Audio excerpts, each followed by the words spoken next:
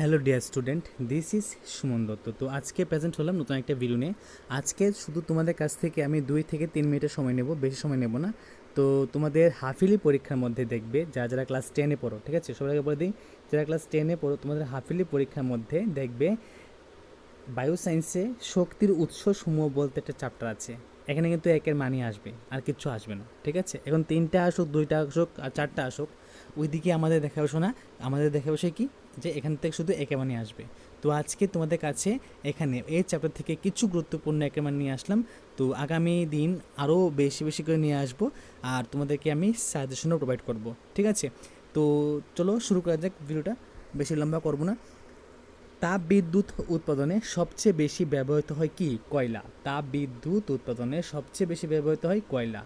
সব ধরনের শক্তি শেষে কিসে পরিণত হয়? তাপ শক্তিতে রূপান্তরিত হয়। সিএনজির ফুল ফর্ম কি? Compressed natural gas. কি? এটা হলো কম্প্রেসড ন্যাচারাল গ্যাস। আর এটা এলপিজির ফুল ফর্ম কি? লিকুইফিড পেট্রোলিয়াম গ্যাস। ওকে। সিএনজির মুখ্য উপাদান কি? Methane, CH4। আর এলপিজির মুখ্য উপাদান হলো বিউটেন ও প্রোপেন। ওকে। তারপর এখানে দেখো আছে কি, দুটি জীবাশ্ম জ্বালানির নাম লেখো। কয়লা ও পেট্রোল। দুটি তরল জ্বালানির নাম লেখো, পেট্রোল ও ডিজেল। CIL এর সম্পূর্ণ নাম কি? CIL এর সম্পূর্ণ নাম হলো coal India limited.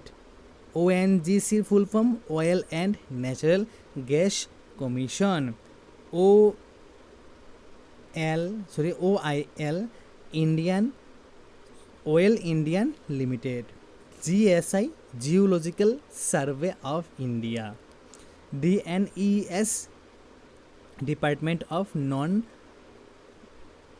Conventional energy source. Solar কুকারে, বাক্সে প্রতিফলক হিসাবে কোন ধরনের দর্পণ ব্যবহার করা হয়? অবতল দর্পণ। বায়োগ্যাসের শতকরা কী থাকে? 50 থেকে 70 পর্যন্ত মিথেন গ্যাস থাকে, ঠিক আছে। তো এখানে মোটামুটি ধরে নাও 9টা কোশ্চেন দিয়েছি, কিন্তু 9টার মধ্যে 10-12টা প্রশ্ন চলে আসবে, ঠিক আছে। তো আমি সবার কাছে রিকোয়েস্ট করতে পারবো, আর কিছু করতে পারবো না। এবং হ্যাঁ, এবং মানে আরও বলবো যে যদি তোমরা ফলো করো, অবশ্যই তোমাদেরকে পাস করার দায়িত্ব আমার, ঠিক আছে। তো দেখা হচ্ছে একটা গুরুত্বপূর্ণ ভিডিওতে, প্রথম থেকে শেষ অবধি দেখার জন্য তোমাকে অসংখ্য ধন্যবাদ।